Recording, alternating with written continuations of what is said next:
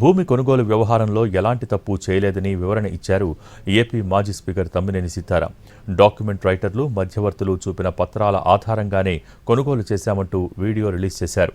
Sub registrar కార్యాలయం పరిశీలించిన తర్వాతే రిజిస్ట్రేషన్ జరిగిందని చెప్పుకొచ్చారు.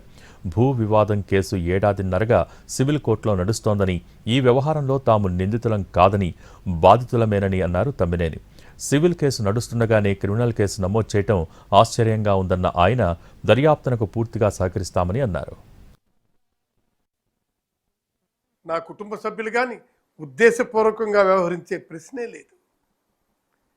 ప్రస్తుతం వివాదంలో ఉన్న స్థలాన్ని కొనుగోలు చేసే సమయంలో మేము ఎలాంటి అక్రమ మార్గాన్ని అనుసరించలేదు. మాకు భూమిని విక్రయిస్తామని చెప్పిన వ్యక్తుల ద్వారా డాక్యుమెంట్ రైటర్లు, మధ్యవర్తులు చూపించిన పత్రాలను పరిశీలించిన తర్వాతనే కొనుగోలు ప్రక్రియ జరిగింది.